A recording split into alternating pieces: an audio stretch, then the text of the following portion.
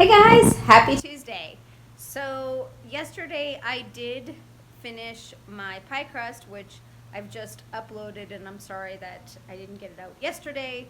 But today that's all I got done. I got my brine done and I got the pie crust done, but I had planned to go ahead and get the table set and also to get my Christmas wreaths up on my windows. But they're talking about 50-mile-an-hour winds on Wednesday, so I think I'm gonna forego that for a bit. But I did just finish my Thanksgiving table. So it is all set, and once I set it, I also realized I am supposed to make soup. So I was gonna make some butternut squash soup because it's actually supposed to be pretty chilly here Thanksgiving Day, so I figured a nice warm soup would warm everybody up. So I'm gonna be making butternut squash soup. It is my absolute favorite recipe. I got it from Williams-Sonoma. It is fabulous. But I did want to show you my Thanksgiving buffet. Thanksgiving, you say? It looks like Christmas. Yeah, I know. But this is my Christmas buffet. So I figure we'll put some things on the table, but the rest will just be served right there on the buffet, and people can get up and get it as they please. So it should be fun. So I'm going to do two things at once here. Behind me, that is my checklist of things that need to get done. But I think I'm going to get the soup ready, and at the same time, because that goes in the oven, or not, the soup doesn't go in the oven, but the ingredients to make the soup are roasted and they go in the oven. So at the same time, I'm also going to be getting ready all of my ingredients for my stuffing. All right, so the first step of this butternut squash soup is to peel your butternut squash. Yes, this is a monstrous butternut squash. It's bigger than the size of my head. This one's a little bit more decent size, but these came from our friend's garden, and I have been saving them to use specifically for this soup. And there will be leftovers, and I will be happy. Here it is, butternut squash all chopped up and ready to go. I am now going to add 2 apples that I'm going to peel and chop, and 1 onion that I'm going to peel and just cut into quarters. Okay, so now my butternut squash, onions, and apple are chopped up. They're all relatively the same size. So now I'm just gonna drizzle on generously, some olive oil, just some good glugs of it. Put on some cracked pepper. Just do its taste as much as you'd like. And then generously sprinkle on some salt. And last but not least, honey. Give it a good toss with my hands, get it all gooey, mixed up. And then I've got my oven preheating to 400, like I said. I'm just gonna throw it in, and these will roast for about a half an hour. And then, or just basically until you see them start getting nice and brown. You definitely wanna get a nice roasty, brown, golden color on them. Into the oven they go. 400 degrees, about half an hour, 40 minutes. Okay, so the other thing I'm gonna do today is make collard greens. So I've got soup, collard greens, and stuffing that I'm gonna get ready. Depending on how long this takes, I may actually go ahead and make at least one of my pies, but we'll see. Anyway, so this is a ham hock. It's going into my pot. Would typically use 2, but this one's monstrous, so one will do. I'm gonna add 3 quarts of water, and then I'm gonna let that cook for about an hour until the meat is literally nice and tender and like falling off the bone. Now I'm gonna burn up my Italian sausage for my stuffing. So I'm just gonna open that up. Get her going into a nice hot pan. Don't need to add anything else right now. Okay, so now I am going to get the rest of my ingredients together and chopped up. Because once that sausage is nice and browned, I'm going to remove it from the pan and then add the rest of my ingredients. All right, so my sausage is almost brown, and now I'm going to actually take some fennel seeds and put it in my mortar and pestle here, grind it up, and throw it on top of the sausage. I put it in and grind it up. Absolutely love the smell of fennel, but anytime I'm making sausage, or sweet Italian sausage, it just begs to have some fennel in it because I don't think they ever put enough. So just gonna add that in at the last minute, let that cook up for a second. Now I'm gonna take this off the heat.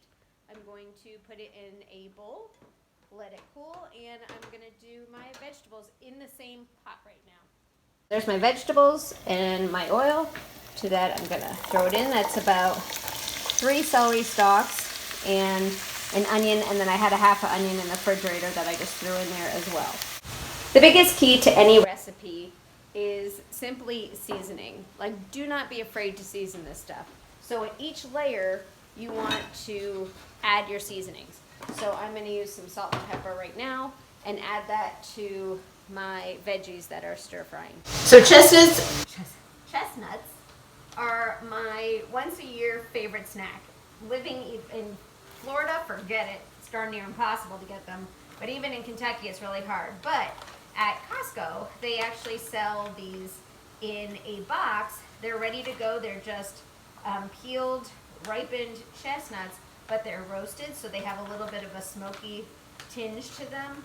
And I mean, you can literally just eat them like this, or use them in your cooking, which is exactly what I'm going to do. I'm gonna give them a rough chop and then add them to my stuffing. Added the chestnuts to my saute mix.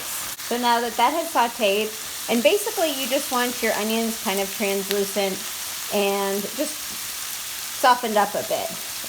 This is going to cook again, so it really doesn't have to be done. Now I'm going to add back in my sausage. The sausage is in, so now at this point, I am actually going to turn this off. Okay, so I have just chopped up some apples, I have some craisins, I have parsley, rosemary, thyme, and then I want my predominant herb to be sage, which is a pretty bold flavor to begin with. So there's about 4 sage leaves, so it's quite a lot, but it's going to just add a lot of flavor to this. So I am going to dump that in with my sausage. Just get that all in there. And then that's it. I'm going to stop right here. I'm going to put all of this into the refrigerator, and then on Thanksgiving Day, I am going to add my chopped up bread. I actually have some cornbread that I made the other day that I'm going to add that in as well. And then here's the secret, don't tell anybody. Turkey stock. So I'm going to add turkey stock to it as opposed to chicken broth or anything else. That way it'll give me the turkey flavor without having to worry about cooking it inside the turkey. Okay, so the next thing I'm going to do with my stuffing is I'm going to go ahead and cut up my bread and get that ready to go. I'm going to put it into a Ziploc bag, and that way I'll just go ahead and put that in the refrigerator next to my pot with all of my goodness that's going to fill the rest of the stuffing. What I did was I went ahead and took that container of turkey stock. I was like, why am I going to save this and do it later? No. So I took a container of turkey stock, dumped it in on top of all of the stuffing mixture right now. When I go to make my stuffing, I'm going to just bring that up to a heat just till it gets to a low boil, and then I will dump that along with my bread into a bowl, mix it all up, add an egg, mix that in, and then just put it in the oven at 350 to bake for like an hour, and my stuffing is done, which is kind of fabulous. So that's what I'm going to do right now, chop this up and get that going. So there we go. That is my stuffing ready to go. I'm just going to put a lid on it, get that guy in the fridge. There is the bread ready to go. Don't have to worry about the turkey stock. We're good. I'm just going to throw this in the refrigerator.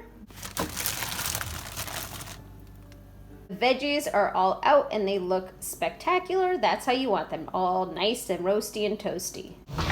Okay, so I have all of my collards prepared except for one last one that I figured I would show y'all instead if you haven't ever made collard greens, because now they come super easy, just chopped up. That's usually kale. They do have collards, but it's usually kale. Now, this recipe is 100% interchangeable with collard greens, kale, mustard greens, turnip greens, any kind of greens you want that have to be cooked for a while. That's this. Now, I will say that normally when I'm making collard greens, I roll them up super tight. which is even tighter than this really, roll them into a little like cigar, even tighter than that, and then I'll slice them super, super thin, and I put them, I just saute them quickly with garlic and olive oil, salt and pepper, Brazilian style. If you've never had them, they're delicious. I just saute them until they're like bright green. So fabulous. Even people that don't like greens usually like those. But for this, I am not. So as you see, they're huge. There is a huge rib vein down the middle, that stem. It is really, really woody. So what you can do, I'm tearing this one down because they cut all the stems off, which make it harder. You can just grab it like this and pull it down and it'll come out, or you can just cut it off, either way. But this is not lovely and edible, so just toss this. I am doing a 100% rustic chop on this because they can be all different sizes. If you ever buy that junk in the bags, not that it's junk, it's fine. It's totally like cut in 75 million different ways, so I don't really care. I'm literally just kind of cutting it into pieces, chopping it up so that it's somewhat bite-sized, and then I've got my bowl here with water and vinegar again, just to get out all the impurities. I've been soaking that for a while. As I've been chopping them up, I've been putting them in my nice big bowl of greens. I am going to dump that out and rinse it. All right, so this is my ham hock. That is literally like falling apart on me. So it's just ham hock, water, a tablespoon of salt, a tablespoon of ground pepper, and that's it. I'm just going to dump it on, try to get those babies wilted. Okay, so I've put those back on the stove, those collard greens, and I'm just going to take the meat off the bone of this ham hock and chop it up. So there we go. All right, the meat is off the bone. I'm just going to give it a little bit of a rough chop here before I throw it back in the pot with the collard greens. And the bone here is going to go to the possum family that lives in the dogwood tree outside my house. All right, back to our butternut squash soup.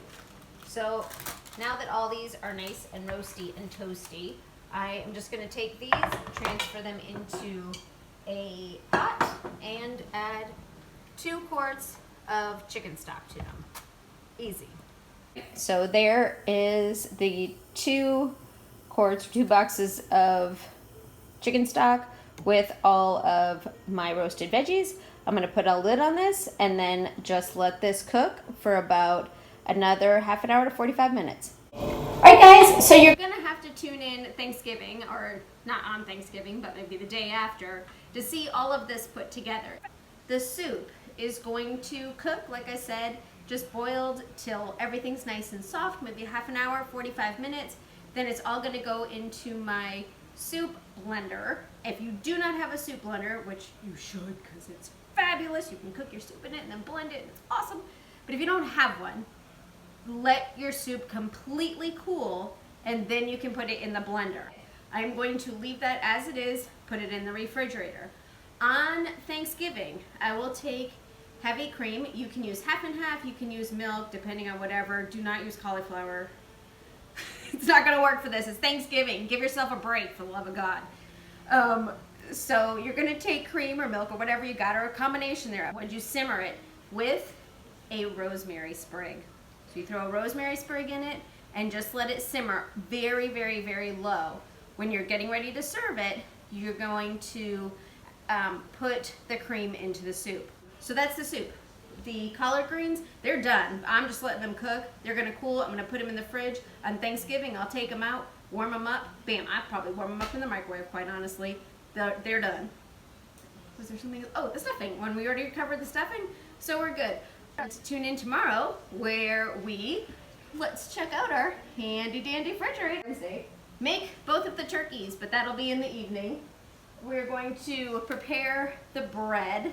I have sourdough starter. It's actually in my fridge. We're going to take that out, get my sourdough starter where my bread's going. We're going to finish both of the pies. We're going to do our sweet potatoes and mashed potatoes. So that's it. Tune in tomorrow. We will see you then. Happy Thanksgiving, and I hope you guys are getting your stuff done ahead of time so you're not running around like a crazy person in the next 2 days.